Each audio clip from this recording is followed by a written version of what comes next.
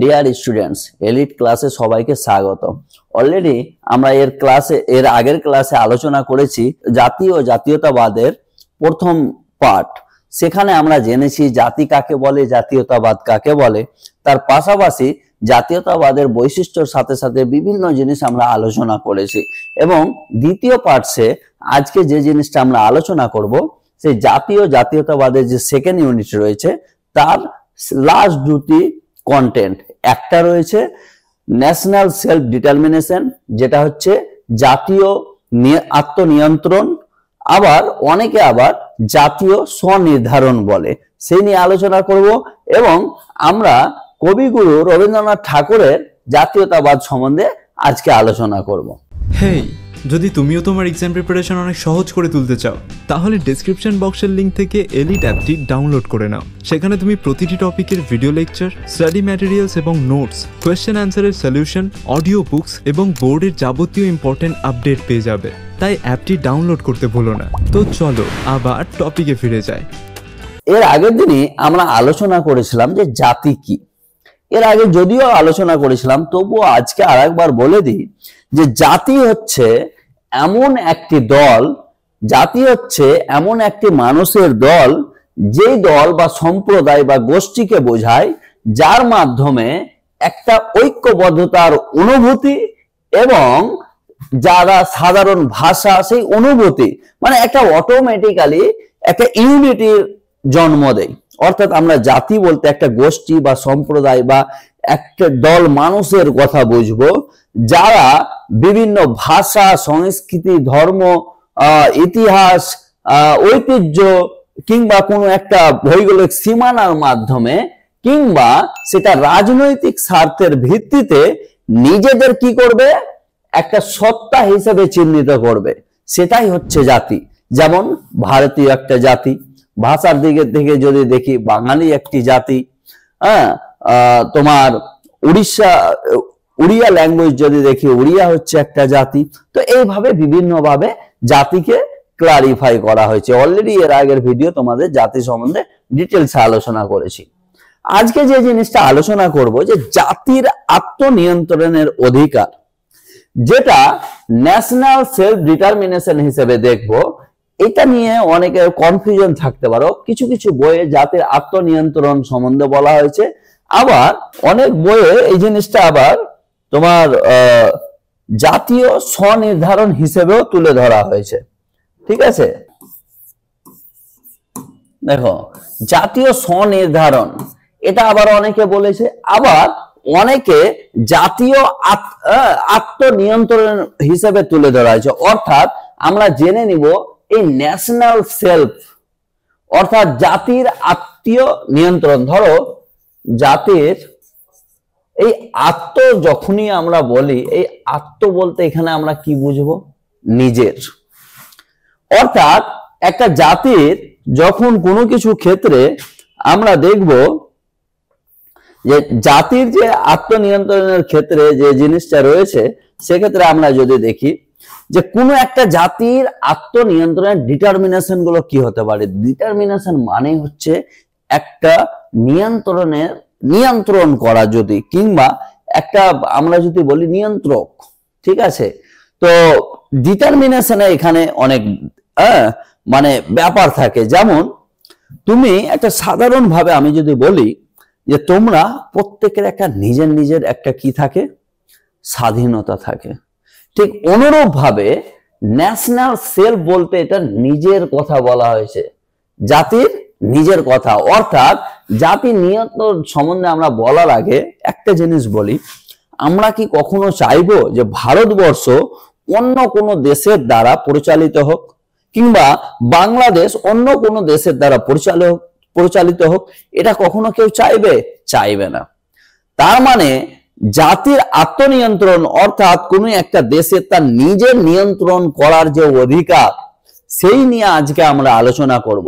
তো জাতির self determination বলতে এই জিনিসটাকে বোঝায় যে এটি একটি মৌলিক ধারণা, যার মাধ্যমে একটি জাতি বা জনগণ তাদের রাজনৈতিক, অর্থনৈতিক, সাংস্কৃতিক ও সামাজিক বিষয়গুলো স্বাধীনভাবে তারা কি করতে পারে, সিদ্ধান্ত নিতে পারে, রুলস অ্যান্ড রেগুলেশন বানাতে পারে, তাদের নিজেদের গঠনগত অধিকার, তাদের নিজেদের ভবিষ্যতের যে গঠন প্রণালীর অধিকার তারা কি করতে পারে, নিজের জনগণের জন্য প্রযোজ্য এমন কোন জিনিস কিংবা নিজের রাষ্ট্রকে প্রতিষ্ঠা বা স্বাধীনতা অর্জনের মাধ্যমে কি করতে পারবে, স্বাধীনতা প্রতিষ্ঠা করতে পারবে। অর্থাৎ এটা যদি সহজভাবে আমরা বলি, জাতির আত্মনিয়ন্ত্রণ যে রয়েছে, এটার মানে হচ্ছে কোনো একটা দেশ তার নিজের দেশের জন্য যে কোনো রুলস অ্যান্ড রেগুলেশন বানাবে, সেখানে অন্য দেশের কোন রকম ইন্টারফিয়ারেন্স থাকবে না, অর্থাৎ অন্য কোনো দেশের সেখানে ইনভলভমেন্ট থাকবে না, অন্য কোনো দেশ সেখানে কোনোভাবে প্রভাবিত করতে পারবে না। অন্য কোনো দেশ কোনোভাবে এই দেশের রুলস অ্যান্ড রেগুলেশন নিয়ে কোনো কথা বলতে পারবে না। এটাই হচ্ছে ন্যাশনাল সেলফ ডিটারমিনেশন, এটাই হচ্ছে জাতীয় আত্মনিয়ন্ত্রণের অধিকার। দেখো, এটাকে সহজ ভাবে আমরা যদি ভাবি তাহলে এটা কি, এটা হচ্ছে কোন রকম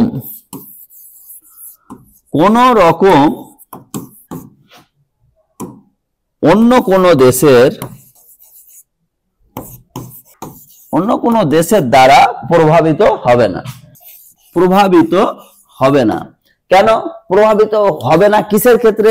কোন রুলস অ্যান্ড রেগুলেশন বানানোর ক্ষেত্রে, কোন মৌলিক ধারণার ক্ষেত্রে, কিংবা কোন দেশের আর্থিক, সামাজিক, রাজনৈতিক, সাংস্কৃতিকের উপর যে কোনো তার দেশকে যে পরিচালনার যে অধিকার, সেই অধিকার কিন্তু কি রয়েছে, নিজের রয়েছে। অর্থাৎ আমরা যদি বেসিক ভাবে বলি, ন্যাশনাল সেলফ ডিটারমিনেশন অর্থাৎ জাতির আত্মনিয়ন্ত্রণ বলতে আমরা কি বুঝবো, জাতির আত্মনিয়ন্ত্রণের অধিকার বলতে আমরা সেটাই বুঝবো, এটা হচ্ছে একটি মৌলিক ধারণা যার মাধ্যমে একটি জাতি বা জনগণ তাদের আর্থিক, সামাজিক, রাজনৈতিক ও সাংস্কৃতিক বিষয়গুলি স্বাধীনভাবে সিদ্ধান্ত নিতে পারে এবং আগামী প্রজন্ম অর্থাৎ ভবিষ্যৎ যে প্রজন্ম রয়েছে তাদেরকে নিজের মতো গঠন করার অধিকার পায়। এটি মূলত জাতিগত বা সাংস্কৃতিকগত ভাবে জনগণের জন্য এটা প্রযোজ্য থাকে। বুঝতে পেরেছো? এবার আমরা দেখব জাতীয় আত্মনিয়ন্ত্রণের কিছু মৌলিক ধারণা। জাতীয় আত্মনিয়ন্ত্রণের মৌলিক ধারণার মধ্যে এখানে আমরা কি পাবো, রাজনৈতিক, অর্থনৈতিক, সাংস্কৃতিক সিদ্ধান্ত। এর পাশাপাশি আমরা যদি দেখি জাতির রাজনৈতিক সিদ্ধান্ত বলতে আমাদের প্রাইম মিনিস্টার কে হবে, চিফ মিনিস্টার কে হবে, আমাদের প্রেসিডেন্ট কে হবে, ঠিক আছে, আমাদের গভর্নর কে হবেন, এইগুলো সম্বন্ধে কে ডিসিশন নেবে, আমাদের ভারতের সাধারণ জনগণ। অর্থাৎ আমাদের রাজনৈতিক যে পর্যালোচনা চলবে, কোন একটা দেশের রাজনৈতিক যাবতীয় জিনিস করার অধিকার সেই দেশের মধ্যে থাকবে। অর্থনৈতিক দিক যদি আমরা দেখি, আমাদের দেশের আর্থিক উন্নতির জন্য আমাদের দেশের পুরো ভারতবর্ষের যে আমাদের কাঠামো রয়েছে, আর্থিক কাঠামো, ঠিক আছে, আর্থিক যে কাঠামো রয়েছে সেক্ষেত্রেও তুমি কিন্তু কি করতে পারো, সেই কথাটা ভাবতে পারো। আমাদের আর্থিক কাঠামো অর্থাৎ এর পাশাপাশি সাংস্কৃতিক সিদ্ধান্ত, সংস্কৃতির মধ্যে কি চলে আসে, জাতি, ধর্ম, ড্রেস পোশাক, আমাদের ট্র্যাডিশন, ঐতিহ্য, এগুলো সব সাংস্কৃতিকের মধ্যে চলে আসে। অর্থাৎ জাতির আত্মনিয়ন্ত্রণ বলতে যে কোনো দেশ, নট অনলি ভারতবর্ষের সাথে সাথে আরো যে কোনো দেশ, সেক্ষেত্রে কি হয়, প্রত্যেকটা দেশ তার আর্থিক, সামাজিক, সাংস্কৃতিক প্রত্যেকের যে অধিকার সে নিজের মতো করে করতে পারে। পার্শ্ববর্তী কোনো দেশ বা কোনো ক্ষমতাশীল দেশের ক্ষেত্রে সেই জিনিসটা প্রভাবিত করতে পারে না। এর পাশাপাশি আমরা দেখব এটা কি, এটা সাধারণত জনগণের জন্য প্রযোজ্য। কাদের মধ্যে হবে, সাধারণত জাতিগত, সাংস্কৃতিকগত জনগণ। অর্থাৎ এখানে তোমরা বুঝতে পারছো বিভিন্ন আমাদের যে লিঙ্গ, এখানে স্ত্রী, পুরুষ, বিভিন্ন লিঙ্গের মানুষজন থাকতে পারে। এটা আমাদের জাতিগত যদি দেখি, বিভিন্ন আমাদের মধ্যে যে সাব কাস্ট রয়েছে, বিভিন্ন জাতি রয়েছে, কিংবা সাংস্কৃতিক জনগণ অর্থাৎ বিভিন্ন ধর্ম, বিভিন্ন বর্ণ, বিভিন্ন ভাষা, এদের জনগণের জন্য কিন্তু এটা প্রযোজ্য। অর্থাৎ সেটা কিসের জন্য? দেশ। দেশ কি করবে? একটি আত্মনিয়ন্ত্রক হিসাবে কাজ করবে। দেশ তার নিজের দেশকে এগিয়ে নিয়ে যাওয়ার জন্য, জাতিগত দিক হোক কিংবা সাংস্কৃতিক দিক হোক, সেক্ষেত্রে এটা প্রযোজ্য হবে বাইরের কোনো ইন্টারফিয়ারেন্স ছাড়া। এরপরে যদি আমরা দেখি, তবে আমরা দেখব যে এই যে প্রত্যেকটা দেশ কি হবে? জাতিসংঘে, জাতিসংঘে স্বীকৃত হবে। জাতিসংঘ বা জাতীয় ইউনাইটেড নেশন যেটাকে আমরা বলবো, ওর একটা স্বীকৃত থাকবে। কেমন স্বীকৃত থাকবে? ইউনাইটেড নেশন তোমরা জানো কত সালে এটি হয়েছিল? 1945, অর্থাৎ 1945 সালে। তোমরা দেখবে যখন কোনো দেশ স্বাধীনভাবে, আমরা ভাববো যে স্বাধীন দেশ, সেই দেশ যেমন ধরো ভারতবর্ষ, ঠিক আছে, বাংলাদেশ, ভুটান, নেপাল, এছাড়াও বাকি দেশগুলোর নাম লিখলাম না, ঠিক আছে, আমেরিকা, মার্কিন যুক্তরাষ্ট্র বলো, হ্যাঁ, তাছাড়া তুমি ইংল্যান্ডের কথা ভাবতে পারো। এইসব দেশগুলো প্রত্যেকের কি দ্বারা স্বীকৃত? United Nation Organization. সেটা কি? সেটা হচ্ছে 1945 সালে এটা কি করা হয়? এস্টাবলিশ করা হয়। এর আন্ডারে বর্তমানে কতগুলো দেশ রয়েছে? 193, 193 খানা দেশ রয়েছে ইউনাইটেড নেশনের দ্বারা। নতুন যদি কোনো দেশ নিজেকে স্বাধীন ভাবে, তবে কি হবে? সেটা কিন্তু জাতিসংঘ অর্থাৎ সম্মিলিত জাতিপুঞ্জ যেটাকে আমরা বলি, তার দ্বারা কিন্তু একটা স্বীকৃত থাকবে, তবে সে নিজের মতো রুলস বানাতে পারবে। এরপরে যদি দেখি প্রত্যেকটা স্বাধীন রাষ্ট্রে প্রতিষ্ঠার লক্ষ্য, দেখো আমরা চলে যাই 1947 এর আগে, আমাদের দেশ কি ছিল? পরাধীন ছিল, ঠিক আছে, এবং স্বাধীন হলো। আমাদের দেশ স্বাধীন হলো কবে? এই টাইমে। আর তার আগে কি ছিল? এর আগে আমরা পরাধীন ছিলাম। তো আমাদের দেশের, আমরা চাইতাম যে আমাদের দেশের মধ্যে কি হবে? আমাদের নিজের আর্থিক, সামাজিক, রাজনৈতিক, সাংস্কৃতিক, আমাদের দেশ অর্থাৎ ভারতবর্ষ আমাদের নিজেদের দ্বারা নিয়ন্ত্রিত হবে। এটাই তো আমরা চাইবো। যখন আমরা এই জিনিসটা চাইবো, তখনই কি হবে? স্বাধীন রাষ্ট্রের প্রতিষ্ঠাটার একটা লক্ষ্য থাকবে। এই জিনিসটা প্রথমত হয়েছিল কি 18 শতাব্দী, ঠিক আছে, 18 শতাব্দী কিংবা 19 শতাব্দীতে এই জিনিসটা সব থেকে বেশি লক্ষ্য করা যায়, ঠিক আছে। 18 শতাব্দীর মধ্যে যদি আমরা দেখতে যাই, এখানে দুটো জিনিস দেখতে পাবো।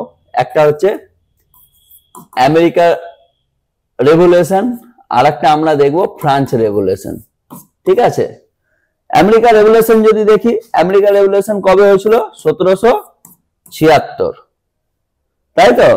আর ফ্রান্স রেভলিউশন অর্থাৎ আমেরিকা বিপ্লব এবং ফ্রান্স বিপ্লব কত সালে হয়েছিল? 1789। কি রেভলিউশন ছিল? আমেরিকা এবং ফ্রান্স রেভলিউশন। এই দুটো রেভলিউশন যদি আমরা দেখতে যাই, তবে দেখব এই দুটো রেভলিউশন অর্থাৎ দুটো বিপ্লবের মেন কারণ কি ছিল? স্বাধীনতা। সেই স্বাধীনতা কেন? যে আমাদের দেশ আমাদের দ্বারা পরিচালিত হবে। অনুরূপ ভাবে আমরা যদি দেখি ভারতবর্ষের কথা, যেটাকে আমরা ইন্ডিয়া বলবো, ঠিক আছে, ইন্ডিয়া দেশ কবে স্বাধীনতা অর্জন করেছিল? 1947 সালে। দেখো তো একটি জাতি আত্মনিয়ন্ত্রণ কি চাইবে? সে নিজে একজন স্বাধীন দেশ চাইবে। এটাও কিন্তু একটা মূল ধারণা কিসের? জাতির আত্মনিয়ন্ত্রণের অধিকারের।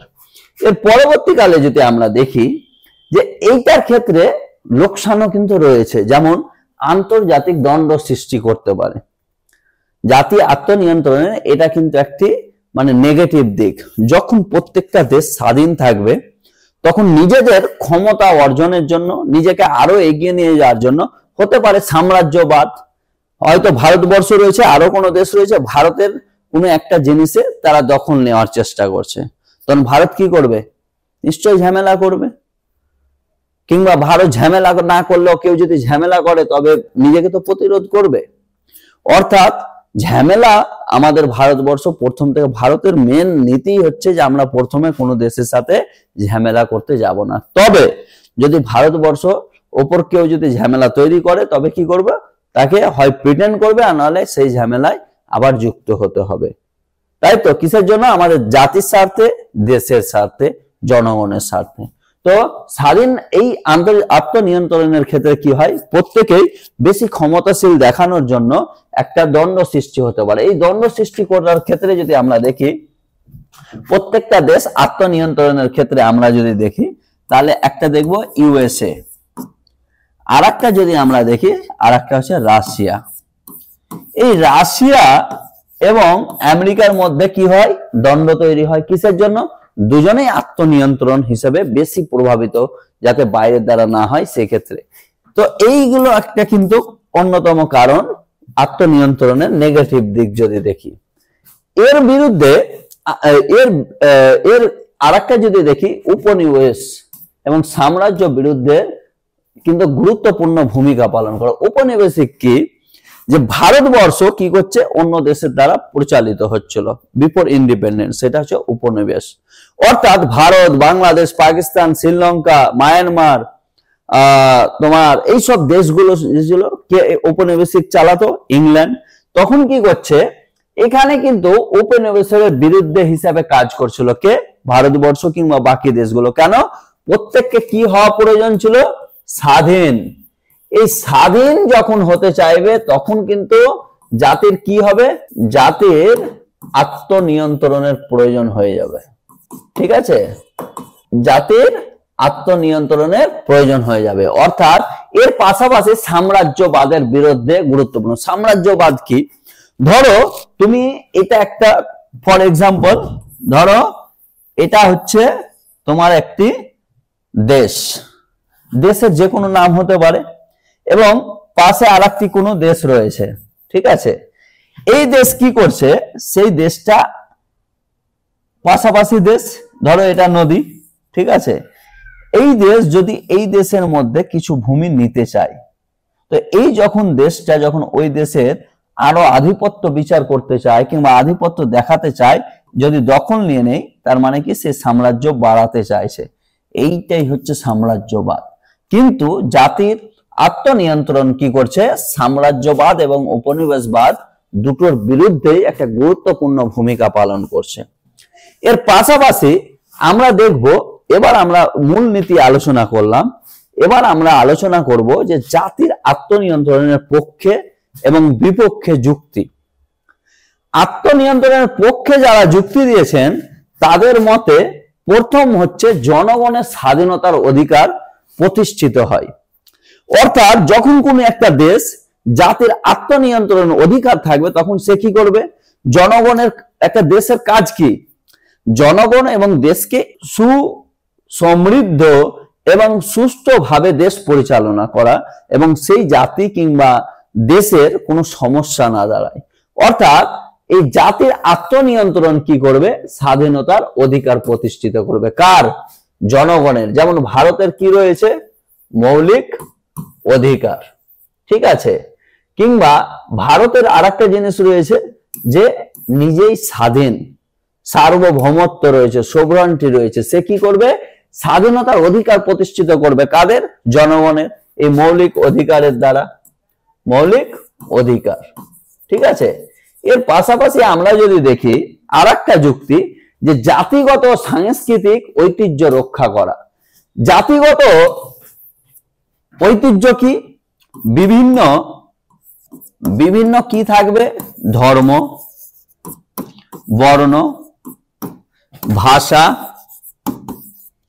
ঠিক আছে, বিভিন্ন ভাষা, বর্ণ হলো, ধর্ম হলো, ভাষা হলো, জাতি, এইগুলো পুরোটাই চলে আসবে কিসে, সংস্কৃতির ঐতিহ্য। আমাদের দেশের একটা বিশাল বড় ঐতিহ্য কি, আমাদের দেশে বিভিন্ন ধর্মের মানুষ রয়েছে, বিভিন্ন বর্ণের মানুষ রয়েছে, বিভিন্ন ভাষার মানুষ রয়েছে। ভারতের মধ্যে বিভিন্ন সাব কাস্ট যেটাকে বলি উপজাতীয় রয়েছে। এবার জাতিগত দিক যদি আমরা দেখি, জাতিগত দিকে কিন্তু বিভিন্ন ভাষার জাতি আছে, বিভিন্ন ধর্মের জাতি রয়েছে, বিভিন্ন সাংস্কৃতিকের জাতি রয়েছে। এই সব জিনিসগুলোর যে ঐতিহ্য, আমাদের যে ট্র্যাডিশন গুলো রয়েছে, হ্যাঁ, ভারতের একটা বৈচিত্র্যময় দেশ কেন বলা হয়? যে ভারতের মধ্যে বিভিন্ন ঐতিহ্য রয়েছে, আমাদের যে ট্র্যাডিশন গুলো রয়েছে সেই ট্র্যাডিশন গুলোকে রক্ষা করে। কে রক্ষা করে? জাতির আত্মনিয়ন্ত্রণ। এর পাশে যদি আমরা দেখি যে এ কি করছে, যখন একটা দেশ নিজেকেই নিয়ন্ত্রণ করছে, সে কিন্তু কি করবে? একটা গৌরবশালী অর্থাৎ প্রাউড ফিল করবে। সে প্রাউড ফিলের জায়গাটা কোথায় যাবে? তখন একটা জাতির নিজস্ব রাষ্ট্র প্রতিষ্ঠার মাধ্যমে একটা জাতির কি হবে? গৌরব বৃদ্ধি হবে। যেমন ভারতীয়দের জন্য ভারতবর্ষ, আমরা 1947 এর আগে আমরা যদি দেখি তাহলে আমাদের মধ্যে কি ছিল? আমরা পরাধীন ছিলাম। কিন্তু আমরা কি করলাম? আমরা বলতে আমাদের যে স্বাধীনতা সংগ্রামী যারা ছিলেন, ঠিক আছে, আমাদের জন্মের পরে তো ভারত স্বাধীন, কিন্তু যারা স্বাধীনতা আন্দোলন যারা চালিয়েছিলেন অনেকে মারাও গিয়েছিলেন, অনেকে বেঁচে রয়েছিলেন। এখনো হয়তো খুঁজতে গেলে দেখা যাবে বহু মানুষ স্বাধীনতার আগেও জন্মগ্রহণ করেছিলেন, এরকম বহু মানুষ রয়েছে। আমরা কি দেখব? যে 1947 সালের আগে ভারতীয় যারা ছিল তাদের কাছে কিন্তু একটা গৌরবের ময় একটা মানে ভাবনা ছিল যে ভারতকে একটি স্বাধীন রাষ্ট্রে প্রতিষ্ঠা করা। ভারত স্বাধীন রাষ্ট্র প্রতিষ্ঠা হবে, যার নিয়ন্ত্রণ নিজেদের কাছে থাকবে। এটা কিন্তু একটা পক্ষে যুক্তি যে প্রত্যেকটা দেশ নিজস্ব রাষ্ট্র প্রতিষ্ঠার ব্যাপারে। এরপরে আর একটা যুক্তি হচ্ছে আন্তর্জাতিক স্বীকৃতি লাভের সুযোগ সৃষ্টি। দেখো, যখন কোনো একটা দেশ নিজে নিজে যখন পরিচালিত হবে, যেমন দেখো ভারত, পাকিস্তান, বাংলাদেশ, ভুটান, নেপাল,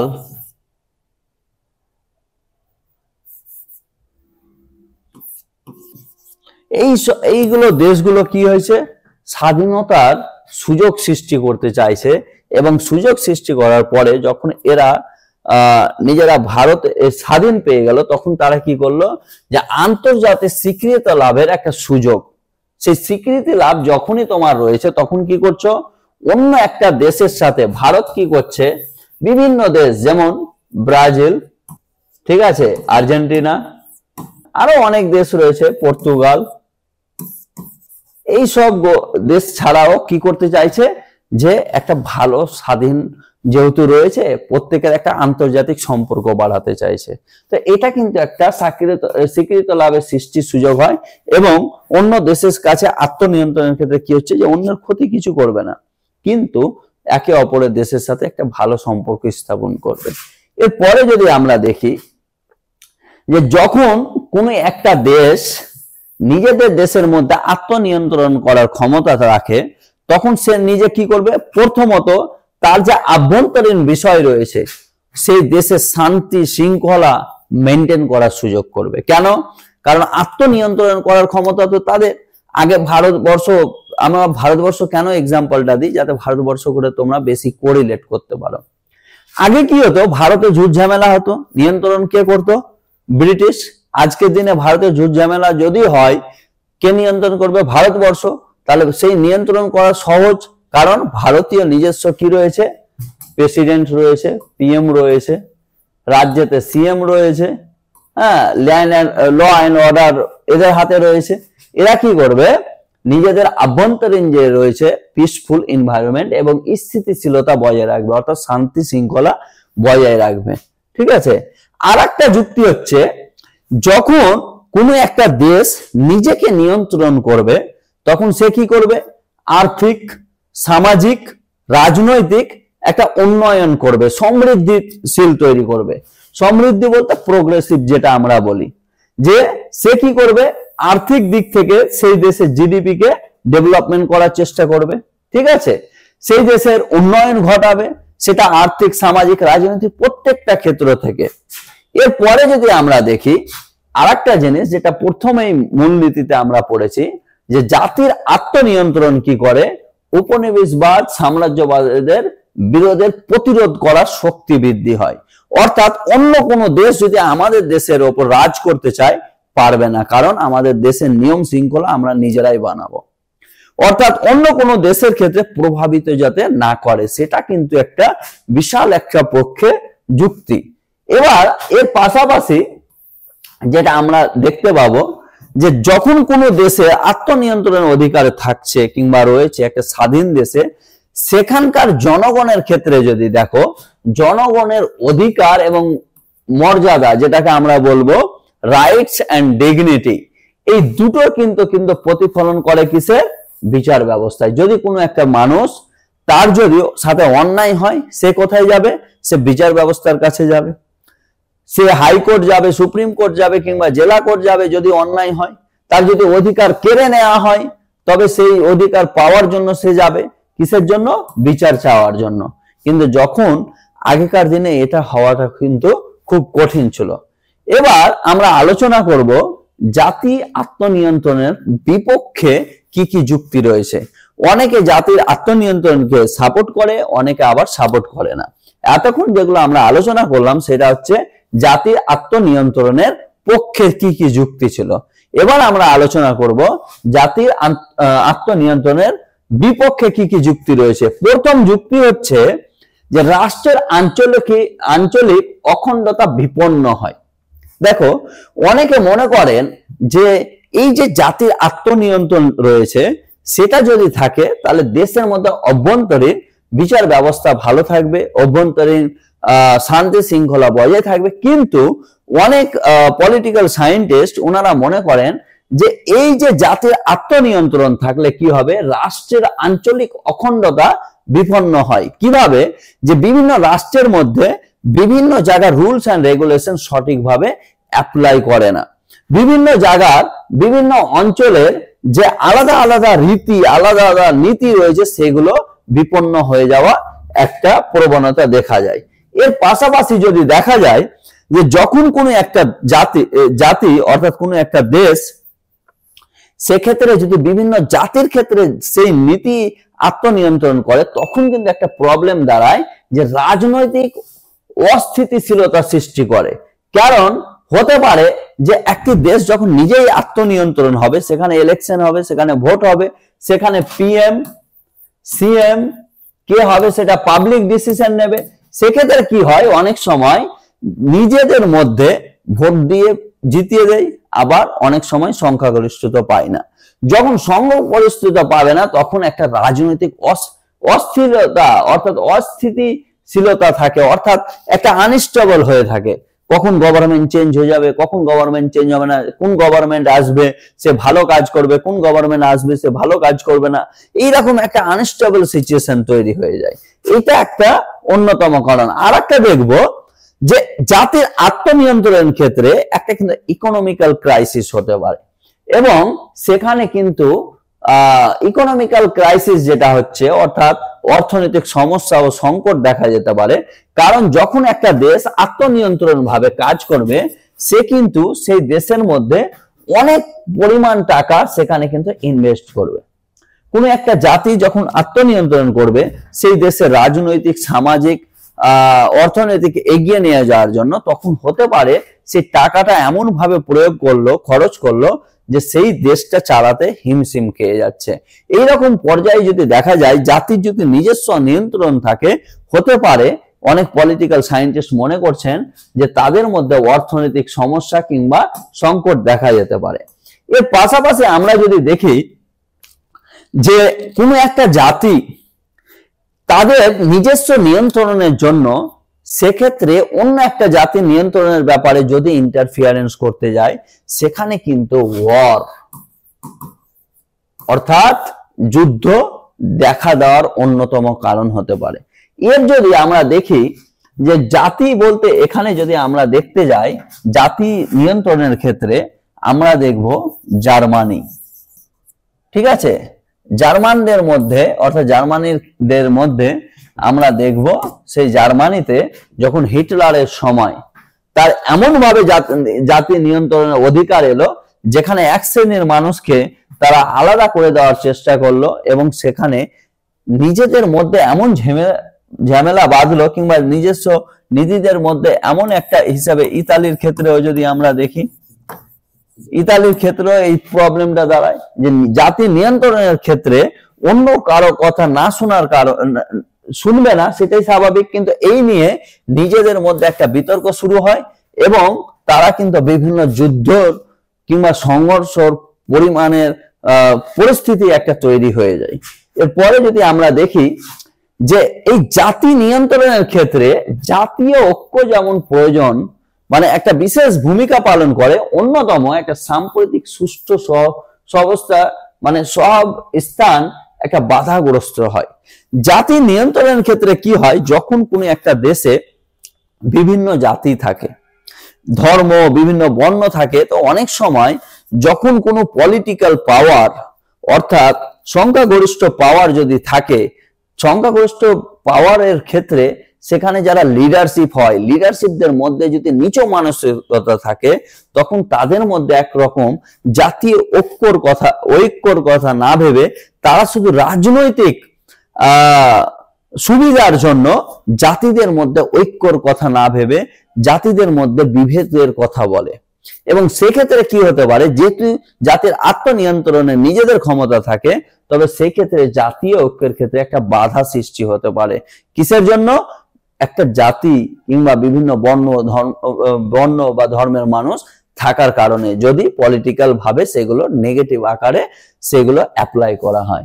এর পাশাপাশি একটা সাম্প্রদায়িক সুষ্ঠু সহাবস্থান সেটা বাধাগ্রস্ত হতে পারে, কারণ একটা জাতি, ফর এক্সাম্পল কোন একটা দেশ যেখানে এক্স রয়েছে, ওয়াই রয়েছে, ওয়াই দেখা গেল 10% রয়েছে, এক্স দেখা গেল 80% রয়েছে এবং জেড দেখা গেল 2% রয়েছে, হ্যাঁ, কিংবা এ দেখা গেল যে 1% রয়েছে, এরকম ভাবে রয়েছে।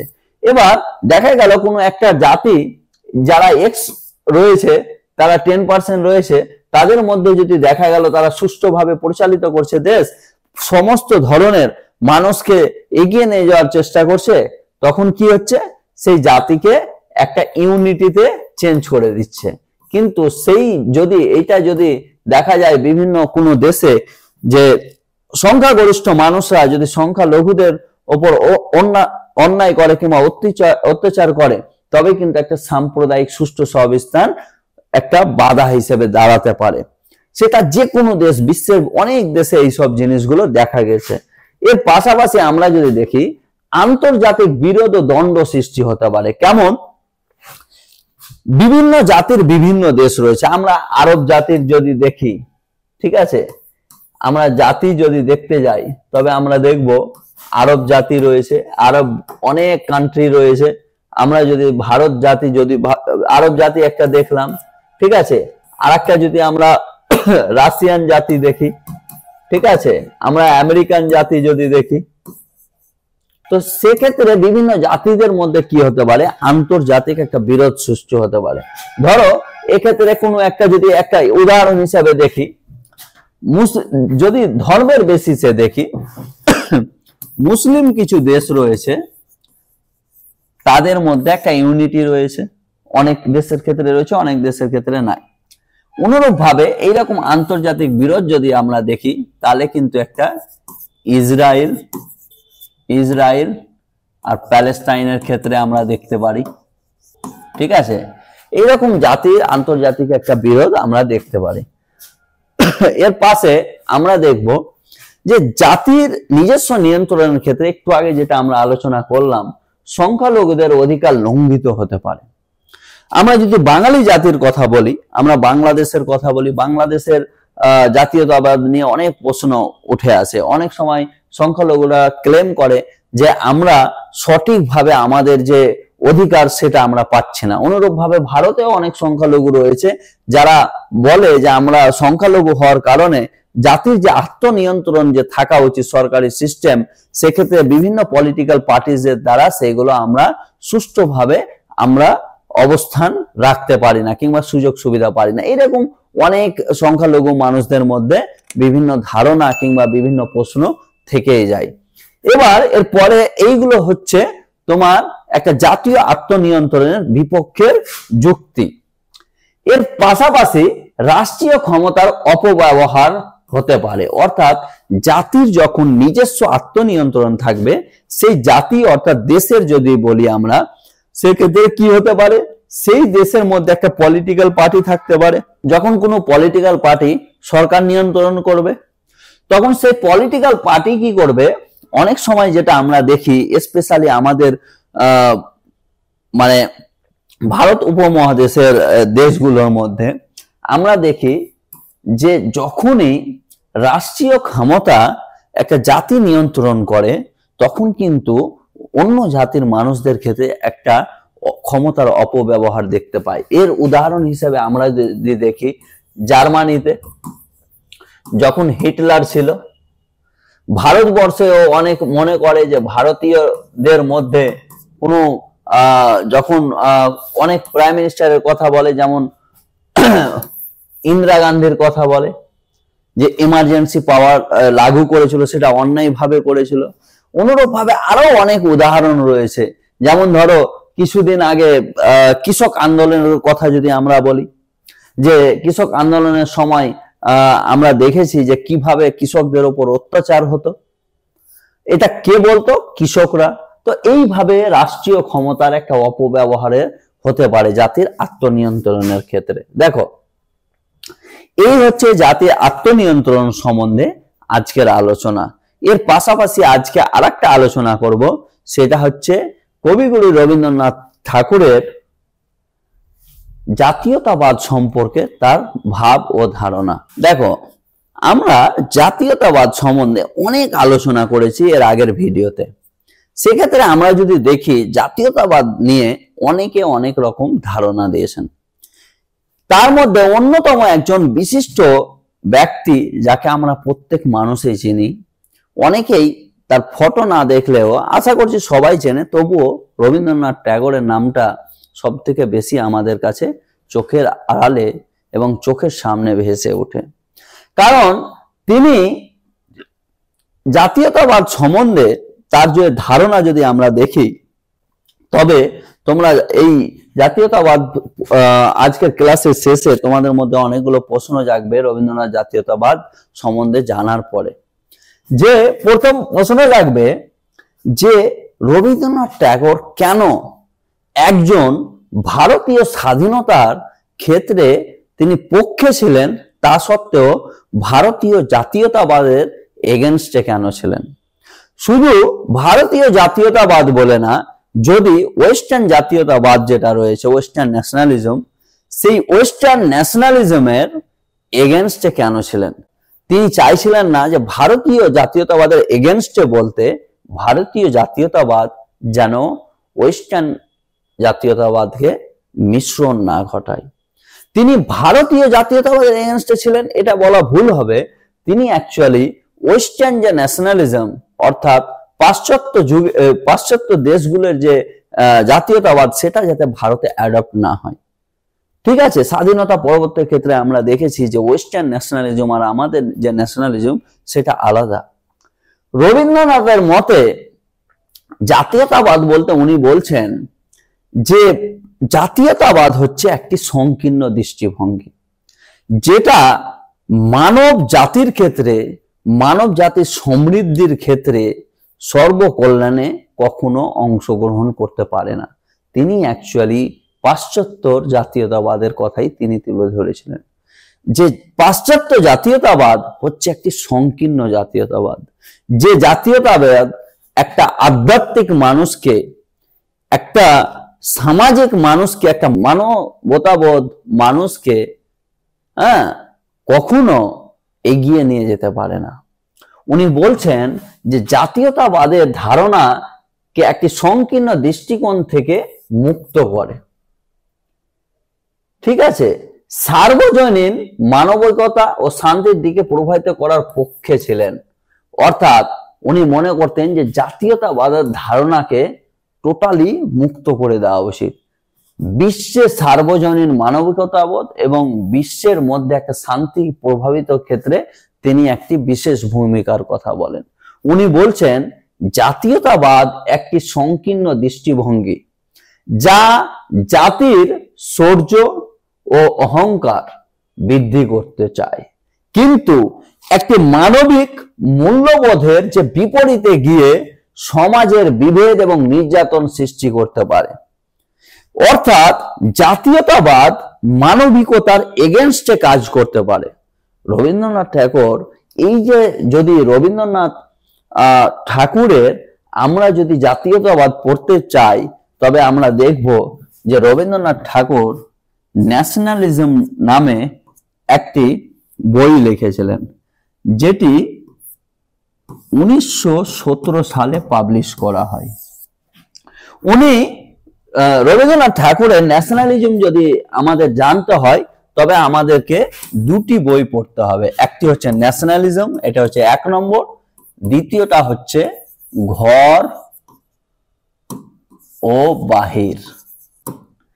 ঘর ও বাহির তার যে কাব্য, সেই কাব্যতে উনি তুলে ধরেছিলেন তিনি জাতীয়তাবাদীর যে সংকীর্ণতা, অর্থাৎ জাতীয়তাবাদী কিভাবে মানবিকতার ক্ষতি করতে পারে, অর্থাৎ জাতীয়তাবাদের যে সংকীর্ণ অর্থ কিভাবে মানুষের ক্ষতি করতে পারে, মানবিকতার ক্ষতি করতে পারে, কিভাবে শান্তি শৃঙ্খলার এগেনস্টে কাজ করতে পারে, সেই জিনিসটা কিন্তু ঘর ও বাহিরে এবং ন্যাশনালিজম এই বইটাতে তিনি তুলে ধরেছিলেন। অর্থাৎ রবীন্দ্রনাথের যদি তোমরা এই জাতীয়তাবাদ সম্বন্ধে বলো, তবে কিন্তু এটা অবশ্যই মনে রাখবে যে 1917 সালে রবীন্দ্রনাথ ন্যাশনালিজম, অর্থাৎ বাংলাতে যদি আমরা বলি জাতীয়তাবাদ নামে একটা বই লিখেছিলেন, এবং তার জাতীয়তাবাদ ন্যাশনালিজম বুক ছাড়াও ঘর ও বাহির তিনি যেটা লিখা ছিলেন, তার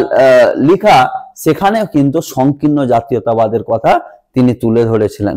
ঠিক আছে, তো মানবতা কিংবা মানবিকতা যে জিনিসটা রয়েছে, রবীন্দ্রনাথ চেয়েছিলেন যে সার্বজনীন বিশ্বব্যাপী মানবিকতা ও শান্তি এমন কিছুতে আসুক, সেই জিনিসটাকে তিনি প্রমোট করতে চেয়েছিলেন। কিন্তু ন্যাশনালিজমকে তিনি একটি ন্যারো সেন্সে দেখেছিলেন।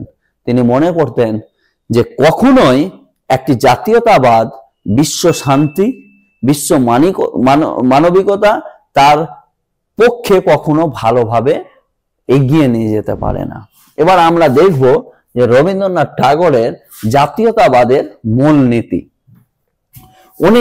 রবীন্দ্রনাথ ঠাকুর জাতীয়তাবাদের মূলনীতিগুলো সর্বপ্রথম উনি বলছেন, নাম্বার 1 যে জাতীয়তাবাদ ও সংকীর্ণতা।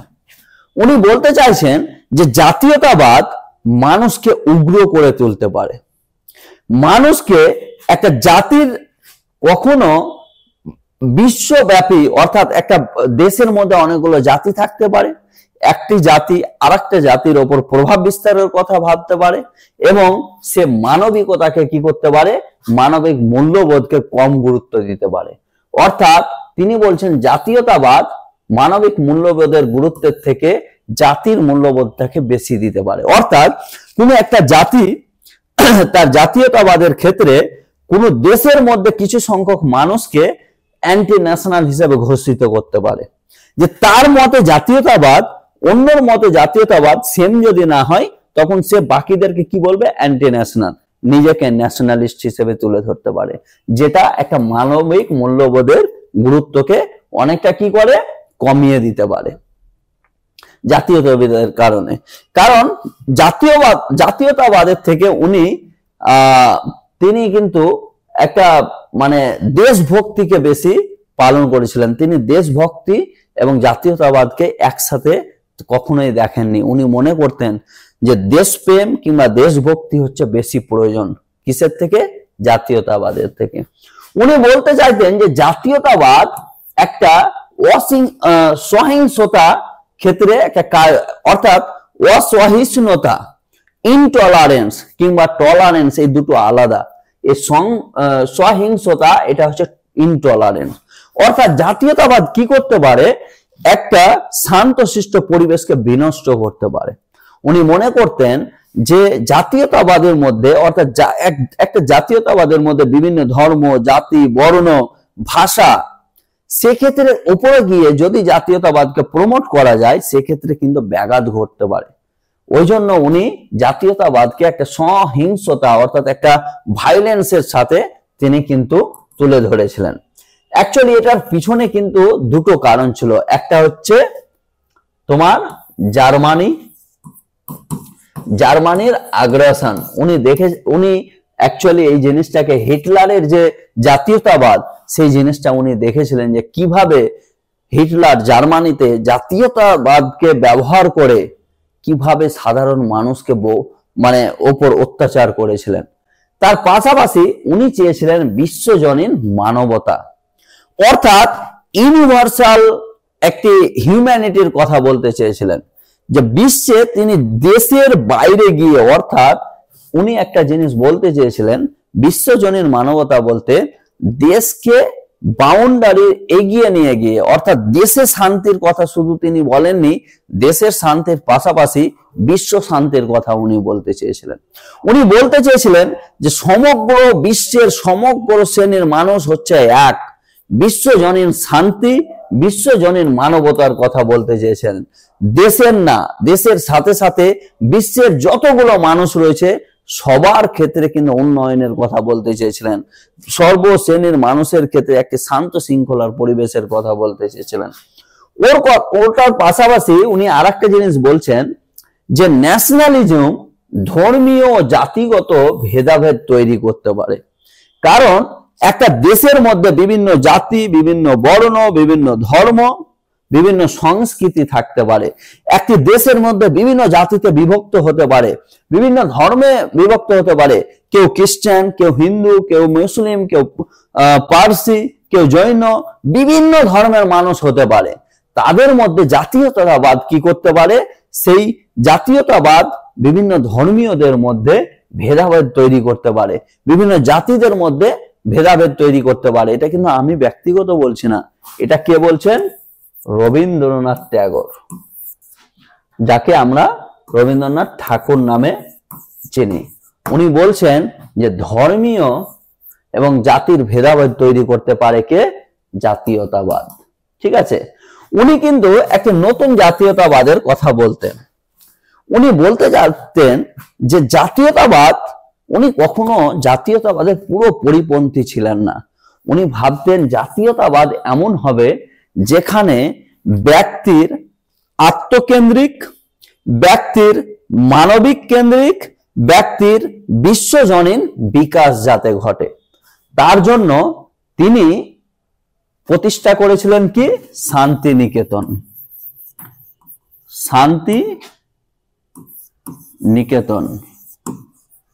শান্তিনিকেতন উনি প্রতিষ্ঠা করেছিলেন। তোমরা যদি শান্তিনিকেতন কখনো ঘুরতে যাও তুমি দেখবে শান্তিনিকেতনের মধ্যে বিভিন্ন ভাষা, বিভিন্ন ধর্ম, বিভিন্ন বর্ণ, বিভিন্ন জাতি, সর্বশ্রেণী জাতির জন্য তিনি সেটা প্রতিষ্ঠা করেছিলেন।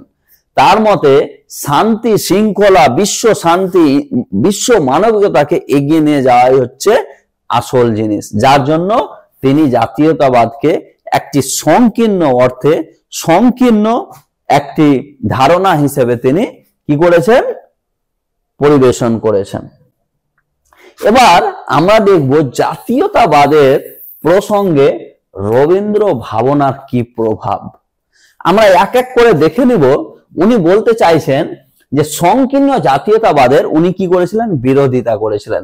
অর্থাৎ রবীন্দ্রনাথ ঠাকুর উনি কিন্তু জাতীয়তাবাদের বিরোধিতা করেছিলেন। তার প্রভাবটা কি? উনি কিন্তু মানবিকতার, বিশ্ব শান্তি, এই দুটো জিনিসকে তিনি বেশি ফোকাস করেছিলেন। উনি চাইছিলেন যে যদি জাতীয়তাবাদ এই মানবিকতা এবং বিশ্ব শান্তিকে যদি ব্যাঘাত ঘটাতে পারে তবে কিন্তু তিনি জাতীয়তাবাদকে কখনো সমর্থন করতেন না। সংকীর্ণ জাতীয়তাবাদের বিরোধিতা এই জন্য ছিলেন যে বিভিন্ন জাতিদের মধ্যে, বিভিন্ন ধর্মের মধ্যে, বিভিন্ন ভাষার মধ্যে কিন্তু কোনো ঝামেলা তৈরি হতে পারে জাতীয়তাবাদের নামকরণে, যার জন্য উনি জাতীয়তাবাদের, সংকীর্ণ জাতীয়তাবাদের উনি বিরোধিতায় ছিলেন। এরা পাশে উনি বলতে চাইছিলেন যে জাতীয়তাবাদের, যে সংকীর্ণ জাতীয়তাবাদকে এক সাইডে রেখে মানবিক মূল্যবোধের প্রতি তিনি গুরুত্ব দিয়েছিলেন। উনি চেয়েছিলেন যে জাতীয়তাবাদ যেখানে বিশ্ব শান্তি, বিশ্ব শৃঙ্খলা, বিশ্ব মানবিকতার ক্ষেত্রে ব্যাঘাত ঘটাতে পারে, সেখানে সর্বশ্রেণীর মানুষকে কি করতে হবে, মানবিক দিকটার কথা বিচার রেখে মানবিক মূল্যবোধের প্রতি গুরুত্ব দিতে হবে, যার মাধ্যমে কি হবে, বিশ্ব শান্তি, সমৃদ্ধি, ঠিক আছে, মানবিকতার বিকাশ, এই সব জিনিসগুলোকে উনি তুলে ধরেছিলেন। অর্থাৎ মানবিক মূল্যবোধের বিকাশ এমন হবে যেখানে বিশ্বের মধ্যে শান্তি, সমৃদ্ধি এবং মানবিকতার বিকাশ ঘটবে এবং বিশ্বে একটা ইউনিভার্সাল পিস অর্থাৎ বিশ্ব শান্তির দিকে অনেকটা এগিয়ে যাবে। এরপরে যদি আমরা দেখি, তবে উনি আরেকটা জিনিস করছেন যে বিশ্বজনীন ঐক্যের কথা বলেছেন। ইউনিভার্সালিজমের উনি একটা কথা কনসেপ্ট দিয়েছিলেন, ইউনিভার্সালিজম, ঠিক আছে। এই বিশ্বজনীন এই ঐক্যের কথা বলতে চেয়েছিলেন। উনি চেয়েছিলেন যে বিভিন্ন জাতি, বিভিন্ন বর্ণ, বিভিন্ন বর্ণ, বিভিন্ন ধর্ম, সর্বশ্রেণীর মানুষ একত্রিত হয়ে কাজ করবে। তিনি ভারতবর্ষ কিংবা কোনো একটা চায়না কিংবা কোনো একটা দেশ, তাদের মানবিকতা একটা দেশের মধ্যে থেকে যাবে, এটা কিন্তু চাননি। রবীন্দ্রনাথ ঠাকুর তার ন্যাশনালিজম, সংকীর্ণ ন্যাশনালিজমকে সাইড করে দিয়ে বিশ্বজনীন একটা মানবিকতা, বিশ্বজনীন একটা ভালোবাসা, বিশ্বজনীন একটা শান্তি, বিশ্বজনীন একটা সম্প্রীতি, বিশ্বজনীন একটা সমৃদ্ধির কথা বলেছেন, যার জন্য উনি বিশ্বজনীন ঐক্যের ধারণাকে প্রমোট করেছেন। এখানে তোমরা বুঝতে পারছো যে এখানে বিশ্বজনীন মানবিকতার মধ্যে বিভিন্ন বর্ণ, বিভিন্ন জাতি, বিভিন্ন ধর্মকে একত্রিতর কথা তিনি বলেছিলেন। এর পাশাপাশি যদি উনি দেখেছিলেন যে রাজনৈতিক আন্দোলনের ক্ষেত্রে কিন্তু তার একটা বিশাল প্রভাব। রবীন্দ্রনাথ ট্যাগর উনি কিন্তু ভারতবর্ষের, ভারতীয় স্বাধীনতার ক্ষেত্রে তারও কিন্তু অনেকটা প্রভাব রয়েছে। উনি সব সময় চেয়েছিলেন যে ভারতবর্ষে একটা স্বাধীন দেশ হোক। তোমরা দেখবে যে যখন 1905, এটা বাংলাতে আমি লিখলাম, যখন বঙ্গভঙ্গ নীতি অবলম্বন করা হয় এবং এই পশ্চিমবঙ্গ এবং পূর্ববঙ্গে দুইভাবে বিভক্ত করে দেওয়া হয়, সেক্ষেত্রে আমরা দেখেছি কিভাবে সেই রাজনৈতিক আন্দোলনে তার প্রভাব বিস্তার করেছিলেন। রাখি বন্ধনের যে পরিকল্পনা, তিনি সেটাকে অ্যাপ্লাই করেছিলেন এবং বিভিন্ন ধর্মের মধ্যে তিনি একত্রিত করার চেষ্টা করেছিলেন, বাঙালি জাতিকে একত্রিত করার চেষ্টা করেছিলেন। এই জন্য না যে বাঙালি জাতির কথা ভেবে, উনি চেয়েছিলেন যে মানুষের মধ্যে যেন ধর্মের বেসিসে কখনো বিভেদ তৈরি না হয়। উনি চেয়েছিলেন যে যখনই সর্বশ্রেণীর মানুষ একত্রিত ভাবে আন্দোলন করবে, কিসের জন্য, একটি শান্তি এবং শৃঙ্খলা প্রতিষ্ঠার জন্য, যার জন্য উনি রাজনৈতিক আন্দোলনের ক্ষেত্রেও কিন্তু বিশাল প্রভাব বিস্তার করেছিলেন এবং উনি সব সময় চাইতেন যে ভারতবর্ষ কিন্তু আন্দোলনের মাধ্যমে কি হবে, স্বাধীন প্রতিষ্ঠিত হবে। এর পাশাপাশি উনি কোনো সময় তার জাতীয়তাবাদের মধ্যে উনি চাইতেন যে ধর্মীয় স্বাধীনতা। তিনি দেখছিলেন যে বিশ্বের ক্ষেত্রে সব থেকে বেশি মানুষ বাস করেন কোন ধর্মে, সেটা হচ্ছে খ্রিস্টানিটি। তিনি লন্ডনেও পড়াশোনা করেছিলেন। তার পাশাপাশি উনি কিন্তু খ্রিস্টান, হিন্দু, মুসলিম, শিখ, তারপরে যতগুলো ধর্ম রয়েছিল, উনি চাইতেন যে প্রত্যেকটা মানুষের ধর্মীয় স্বাধীনতা থাকবে। ধর্মীয় দিকটা তার ব্যক্তিগত আলাদা দিক থাকবে, রাজনৈতিক দিক আলাদা থাকবে।